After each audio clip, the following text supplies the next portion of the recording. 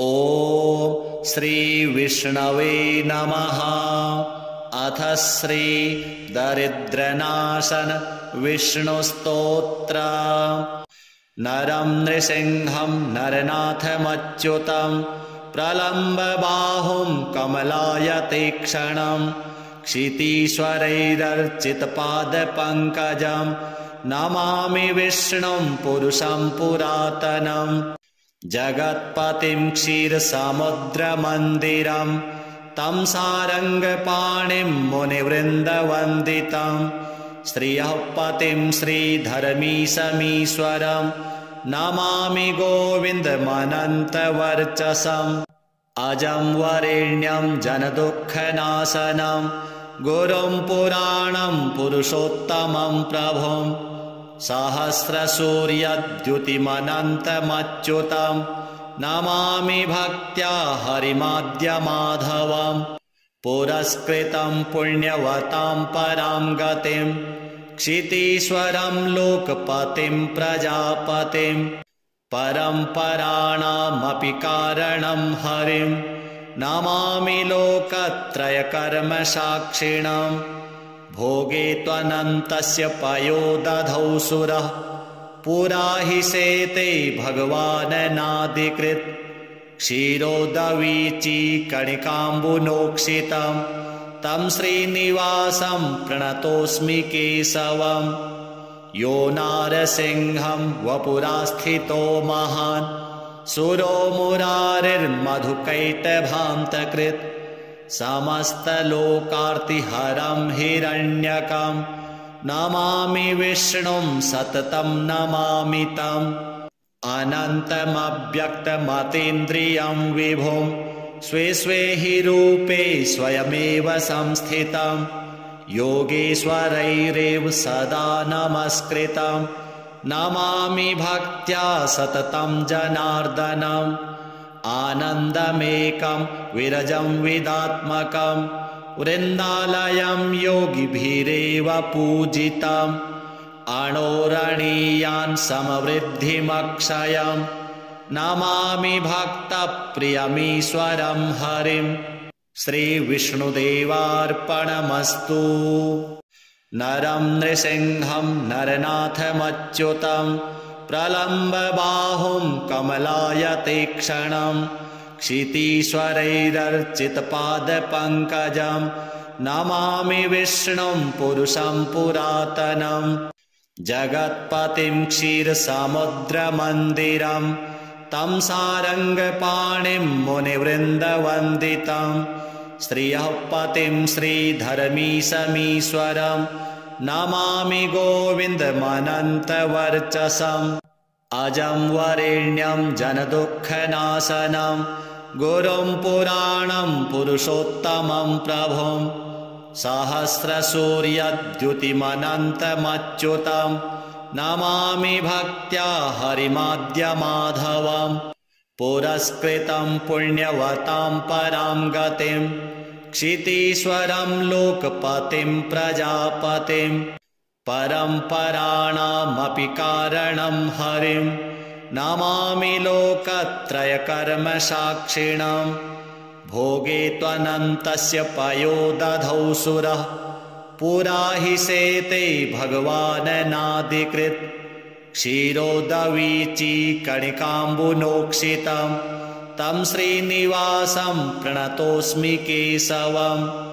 यो नारसिंहं वपुरास्थितो महान् सुरो मुरारिर्मधुकैटभान्तकृत् समस्तलोकार्तिहरं हिरण्यकं नमामि विष्णुं सततं नमामि तम्। अनन्तमव्यक्तमतीन्द्रियं विभुं स्वे स्वे हि रूपे स्वयमेव संस्थितं योगेश्वरैरेव सदा नमस्कृतं नमामि भक्त्या सततं जनार्दनम्। आनन्दमेकं विरजं विदात्मकं वृन्दालयं योगिभिरेव पूजितम्। अणोरणीयान् समवृद्धिमक्षयं नमामि भक्तप्रियमीश्वरं हरिं। श्रीविष्णुदेवार्पणमस्तु। नरं नृसिंहं नरनाथमच्युतं प्रलम्बबाहुं कमलायतीक्ष्णं क्षितीश्वरैरर्चितपादपङ्कजं नमामि विष्णुं पुरुषं पुरातनं। जगत्पतिं क्षीरसमुद्रमन्दिरं तं सारङ्गपाणिं मुनिवृन्दवन्दितं श्रियः पतिं श्रीधर्मीशमीश्वरं नमामि गोविन्दमनन्तवर्चसम्। अजं वरेण्यं जनदुःखनाशनं गुरुं पुराणं पुरुषोत्तमं प्रभुं सहस्रसूर्यद्युतिमनन्तमच्युतं नमामि भक्त्या हरिमाद्यमाधवम्। पुरस्कृतं पुण्यवतां परां गतिं क्षितीश्वरं लोकपतिं प्रजापतिं परम्पराणामपि कारणं हरिं नमामि लोकत्रयकर्मसाक्षिणं। भोगे त्वनन्तस्य पयोदधौ सुरः पुरा हि शेते भगवाननादिकृत् क्षीरोदवीचीकणिकाम्बुनोक्षितं तं श्रीनिवासं प्रणतोऽस्मि केशवम्। यो नारसिंहं वपुरास्थितो महान् सुरो मुरारिर्मधुकैटभान्तकृत् समस्तलोकार्तिहरं हिरण्यकं नमामि विष्णुं सततं नमामि तम्। अनन्तमव्यक्तमतीन्द्रियं विभुं स्वे स्वे हि रूपे स्वयमेव संस्थितं योगेश्वरैरेव सदा नमस्कृतं नमामि भक्त्या सततं जनार्दनम्। आनन्दमेकं विरजं विदात्मकं वृन्दालयं योगिभिरेव पूजितम् अणोरणीयान् समवृद्धिमक्षयं नमामि भक्तप्रियमीश्वरं हरिं। श्रीविष्णुदेवार्पणमस्तु। नरं नृसिंहं नरनाथमच्युतं प्रलम्बबाहुं कमलायतीक्ष्णं क्षितीश्वरैरर्चितपादपङ्कजं नमामि विष्णुं पुरुषं पुरातनं। जगत्पतिं क्षीरसमुद्रमन्दिरं तं सारङ्गपाणिं मुनिवृन्दवन्दितं श्रियः पतिं श्रीधर्मीशमीश्वरं नमामि गोविन्दमनन्तवर्चसम्। अजं वरेण्यं जनदुःखनाशनं गुरुं पुराणं पुरुषोत्तमं प्रभुं सहस्रसूर्यद्युतिमनन्तमच्युतं नमामि भक्त्या हरिमाद्यमाधवम्। पुरस्कृतं पुण्यवतां परां गतिं क्षितीश्वरं लोकपतिं प्रजापतिं परम्पराणामपि कारणं हरिं नमामि लोकत्रयकर्मसाक्षिणं। भोगे त्वनन्तस्य पयोदधौ सुरः पुरा हि शेते भगवाननादिकृत् क्षीरोदवीचीकणिकाम्बुनोक्षितं तं श्रीनिवासं प्रणतोऽस्मि केशवम्। यो नारसिंहं वपुरास्थितो महान् सुरो मुरारिर्मधुकैटभान्तकृत् समस्तलोकार्तिहरं हिरण्यकं नमामि विष्णुं सततं नमामि तम्। अनन्तमव्यक्तमतीन्द्रियं विभुं स्वे स्वे हि रूपे स्वयमेव संस्थितं योगेश्वरैरेव सदा नमस्कृतं नमामि भक्त्या सततं जनार्दनम्।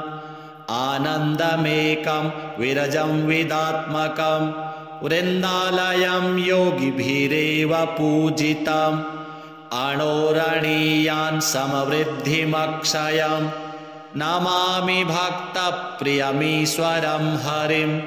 श्रीविष्णुदेवार्पणमस्तु।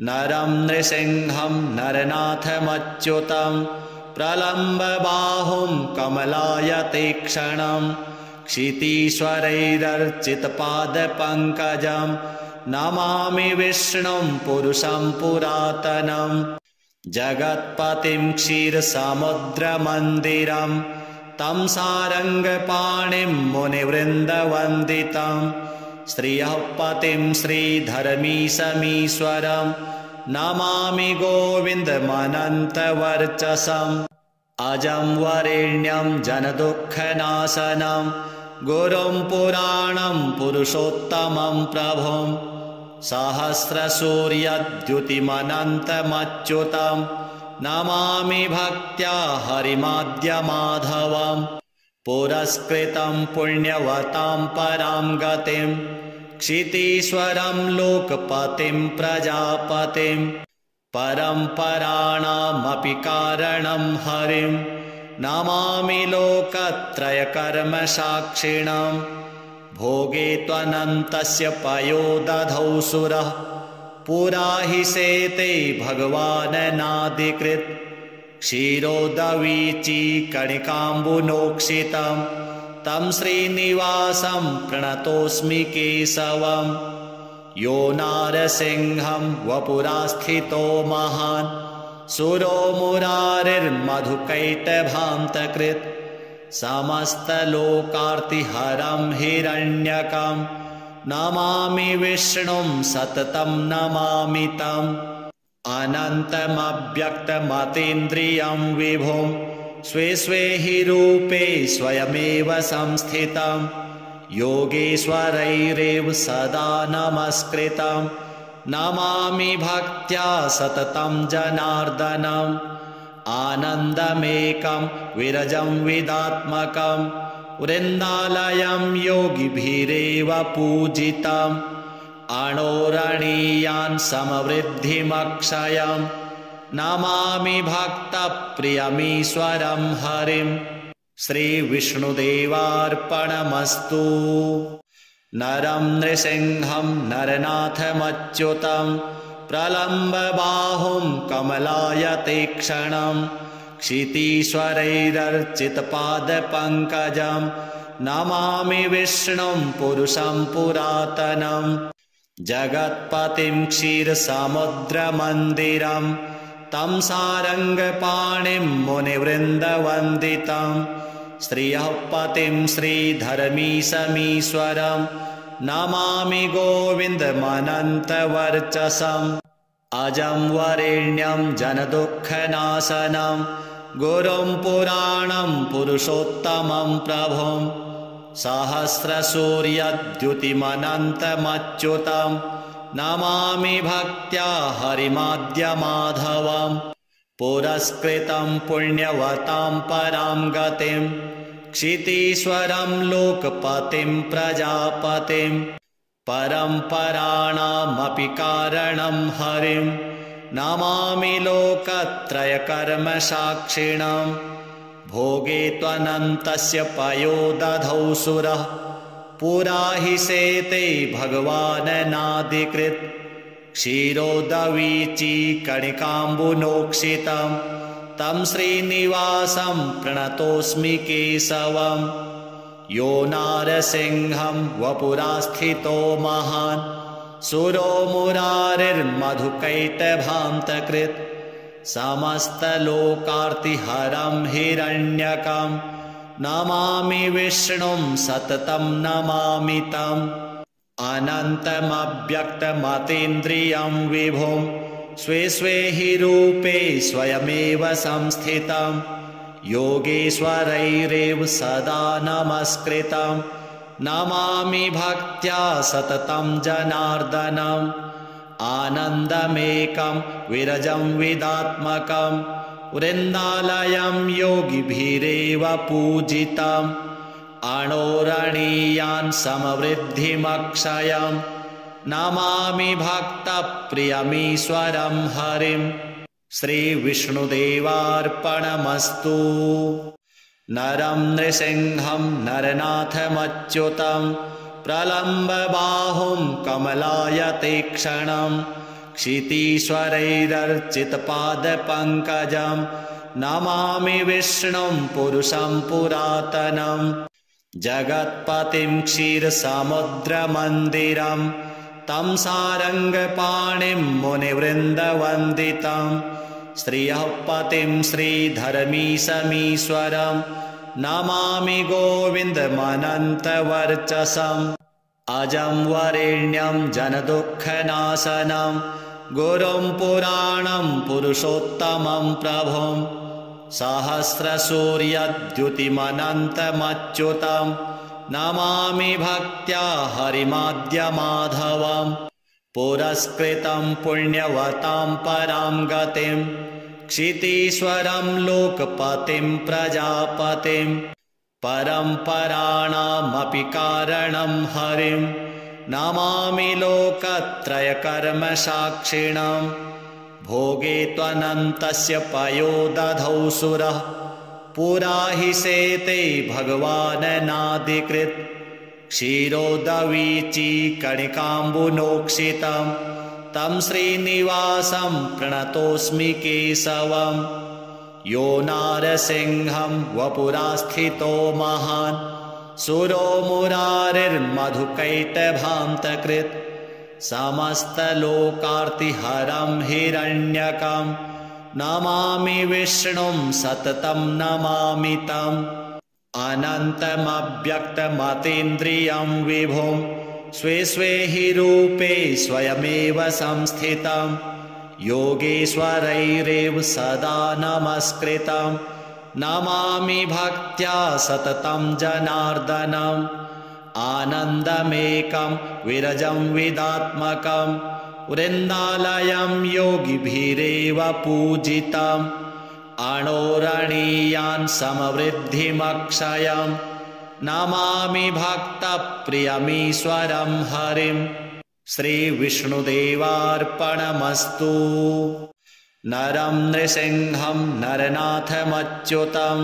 प्रलम्बबाहुं कमलायतीक्ष्णं क्षितीश्वरैरर्चितपादपङ्कजं नमामि विष्णुं पुरुषं पुरातनं जगत्पतिं क्षीरसमुद्रमन्दिरं तं सारङ्गपाणिं मुनिवृन्दवन्दितं श्रियः पतिं श्रीधर्मीशमीश्वरं नमामि गोविन्दमनन्तवर्चसम् अजं वरेण्यं जनदुःखनाशनं गुरुं पुराणं पुरुषोत्तमं प्रभुं सहस्रसूर्यद्युतिमनन्तमच्युतं नमामि भक्त्या हरिमाद्यमाधवं पुरस्कृतं पुण्यवतां परां गतिं क्षितीश्वरं लोकपतिं प्रजापतिं परम्पराणामपि कारणं हरिं नमामि लोकत्रयकर्मसाक्षिणं भोगे त्वनन्तस्य पयोदधौ सुरः पुरा हि शेते भगवाननादिकृत् क्षीरोदवीचीकणिकाम्बुनोक्षितं तं श्रीनिवासं प्रणतोऽस्मि केशवम् यो नारसिंहं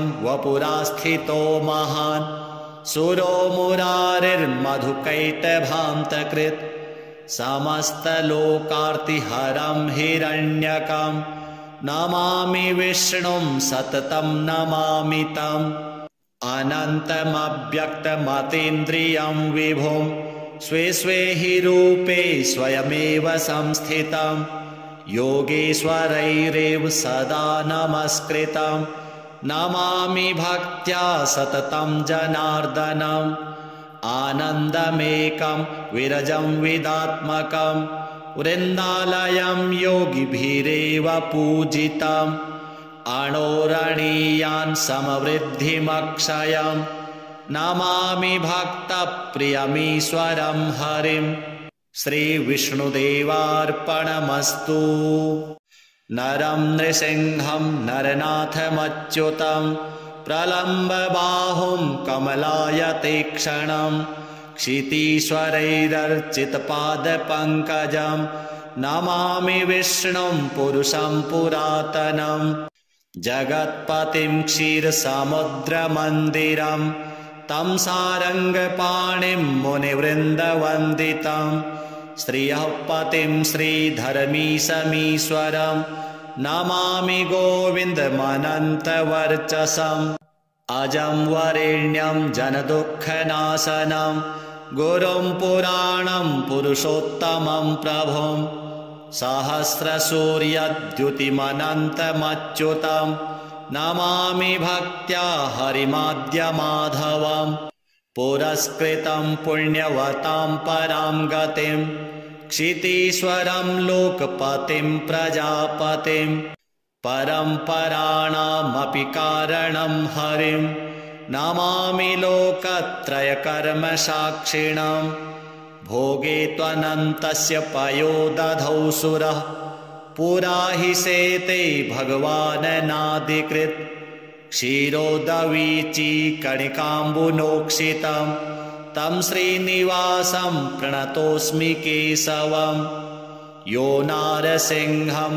वपुरास्थितो महान् सुरो मुरारिर्मधुकैटभान्तकृत् समस्तलोकार्तिहरं हिरण्यकं नमामि विष्णुं सततं नमामि तम् अनन्तमव्यक्तमतीन्द्रियं विभुं स्वे स्वे हि रूपे स्वयमेव संस्थितं योगेश्वरैरेव सदा नमस्कृतं नमामि भक्त्या सततं जनार्दनम् आनन्दमेकं विरजं विदात्मकं वृन्दालयं योगिभिरेव पूजितम् अणोरणीयान् समवृद्धिमक्षयं नमामि भक्तप्रियमीश्वरं हरिं श्रीविष्णुदेवार्पणमस्तु नरं नृसिंहं नरनाथमच्युतं प्रलम्बबाहुं कमलायतीक्ष्णं क्षितीश्वरैरर्चितपादपङ्कजं नमामि विष्णुं पुरुषं पुरातनं जगत्पतिं क्षीरसमुद्रमन्दिरं तं सारङ्गपाणिं मुनिवृन्दवन्दितं श्रियः पतिं श्रीधरमीशमीश्वरं नमामि गोविन्दमनन्तवर्चसम् अजं वरेण्यं जनदुःखनाशनं गुरुं पुराणं पुरुषोत्तमं प्रभुं सहस्रसूर्यद्युतिमनन्तमच्युतं नमामि भक्त्या हरिमाद्यमाधवं पुरस्कृतं पुण्यवतां परां गतिं क्षितीश्वरं लोकपतिं प्रजापतिं परम्पराणामपि कारणं हरिं नमामि लोकत्रयकर्मसाक्षिणं भोगे त्वनन्तस्य पयोदधौ सुरः पुरा हि सेते भगवाननादिकृत् क्षीरोदवीची कणिकाम्बुनोक्षितं तं श्रीनिवासं प्रणतोऽस्मि केशवम् यो नारसिंहं वपुरास्थितो महान् सुरो मुरारिर्मधुकैटभान्तकृत् समस्तलोकार्तिहरं हिरण्यकं नमामि विष्णुं सततं नमामि तम् अनन्तमव्यक्तमतीन्द्रियं विभुं स्वे स्वे हि रूपे स्वयमेव संस्थितं योगेश्वरैरेव सदा नमस्कृतं नमामि भक्त्या सततं जनार्दनम् आनन्दमेकं विरजं विदात्मकं वृन्दालयं योगिभिरेव पूजितम् अणोरणीयान् समवृद्धिमक्षयं नमामि भक्तप्रियमीश्वरं हरिं श्रीविष्णुदेवार्पणमस्तु नरं नृसिंहं नरनाथमच्युतं प्रलम्बबाहुं कमलायतीक्ष्णं क्षितीश्वरैरर्चितपादपङ्कजं नमामि विष्णुं पुरुषं पुरातनं जगत्पतिं क्षीरसमुद्रमन्दिरं तं सारङ्गपाणिं मुनिवृन्दवन्दितं श्रियः पतिं श्रीधरमीशमीश्वरं नमामि गोविन्दमनन्तवर्चसम् अजं वरेण्यं जनदुःखनाशनं गुरुं पुराणं पुरुषोत्तमं प्रभुं सहस्रसूर्यद्युतिमनन्तमच्युतं नमामि भक्त्या हरिमाद्यमाधवम् पुरस्कृतं पुण्यवतां परां गतिं क्षितीश्वरं लोकपतिं प्रजापतिं परम्पराणामपि कारणं हरिं नमामि लोकत्रयकर्मसाक्षिणं भोगे त्वनन्तस्य पयोदधौ सुरः पुरा हि शेते भगवाननादिकृत् क्षीरोदवीची कणिकाम्बुनोक्षितं तं श्रीनिवासं प्रणतोऽस्मि केशवम् यो नारसिंहं वपुरास्थितो महान् सुरो मुरारिर्मधुकैटभान्तकृत् समस्तलोकार्तिहरं हिरण्यकं नमामि विष्णुं सततं नमामि तम् अनन्तमव्यक्तमतीन्द्रियं विभुं स्वे स्वे हि रूपे स्वयमेव संस्थितं योगेश्वरैरेव सदा नमस्कृतं नमामि भक्त्या सततं जनार्दनम् आनन्दमेकं विरजं विदात्मकं वृन्दालयं योगिभिरेव पूजितम् अणोरणीयान् समवृद्धिमक्षयं नमामि भक्तप्रियमीश्वरं हरिं श्रीविष्णुदेवार्पणमस्तु नरं नृसिंहं नरनाथमच्युतं प्रलम्बबाहुं कमलायतीक्ष्णं क्षितीश्वरैरर्चितपादपङ्कजं नमामि विष्णुं पुरुषं पुरातनं जगत्पतिं क्षीरसमुद्रमन्दिरं तं सारङ्गपाणिं मुनिवृन्दवन्दितं श्रियः पतिं श्रीधर्मीशमीश्वरं नमामि गोविन्दमनन्तवर्चसम् अजं वरेण्यं जनदुःखनाशनं गुरुं पुराणं पुरुषोत्तमं प्रभुं सहस्रसूर्यद्युतिमनन्तमच्युतं नमामि भक्त्या हरिमाद्यमाधवम् पुरस्कृतं पुण्यवतां परां गतिं क्षितीश्वरं लोकपतिं प्रजापतिं परम्पराणामपि कारणं हरिं नमामि लोकत्रयकर्मसाक्षिणं भोगे त्वनन्तस्य पयोदधौ सुरः पुरा हि शेते भगवाननादिकृत् क्षीरोदवीची कणिकाम्बुनोक्षितं तं श्रीनिवासं प्रणतोऽस्मि केशवम् यो नारसिंहं वपुरास्थितो महान् सुरो मुरारिर्मधुकैटभान्तकृत् समस्तलोकार्तिहरं हिरण्यकं नमामि विष्णुं सततं नमामि तम् अनन्तमव्यक्तमतीन्द्रियं विभुं स्वे स्वे हि रूपे स्वयमेव संस्थितं योगेश्वरैरेव सदा नमस्कृतं नमामि भक्त्या सततं जनार्दनम् आनन्दमेकं विरजं विदात्मकं वृन्दालयं योगिभिरेव पूजितम् अणोरणीयान् समवृद्धिमक्षयं नमामि भक्तप्रियमीश्वरं हरिं श्रीविष्णुदेवार्पणमस्तु।